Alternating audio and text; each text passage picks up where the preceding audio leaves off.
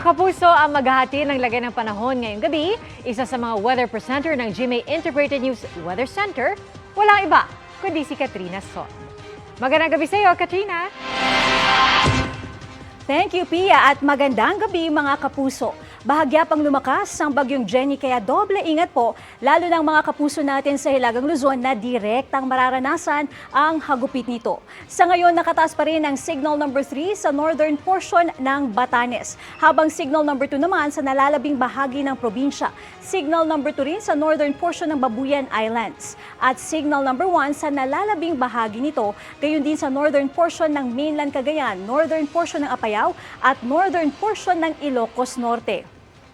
Mga kapuso, paalala po ha, magiging maalon at delikadong pumalaot sa seaboards ng Batanes, Cagayan kasama ang Babuyan Islands, Isabela at Ilocos Norte. Kaya anumang laki o liit ng inyong sasakyang pandagat, huwag na pong pumalaot para iwas disgrasya.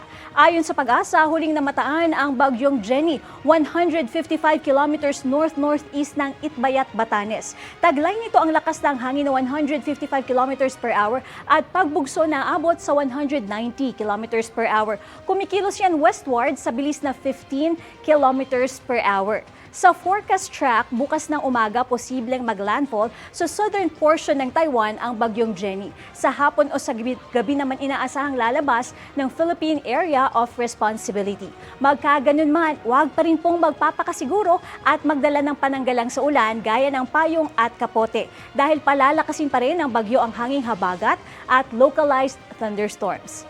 Base sa datos ng Metro Weather, umaga pa lang maulan na sa Basco, Batanes. Dito sa Maya, Ilocos Region, Central Luzon at Mimaropa, may ulan din sa Cagayan kung saan naitala ang magnitude 5.7 na lindol.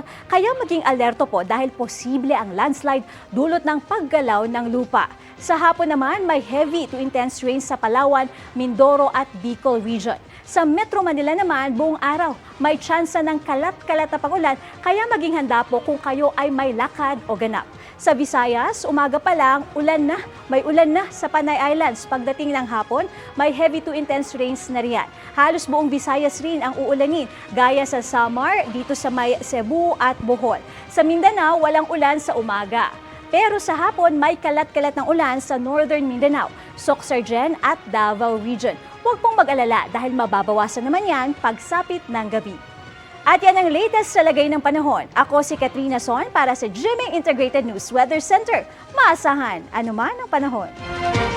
Mga kapuso, kasama nyo kami 24 oras. Mag-subscribe sa GMA Integrated News sa YouTube. Sa mga kapuso abroad, bisitahin ang GMA Pinoy TV at www.gmanews.tv.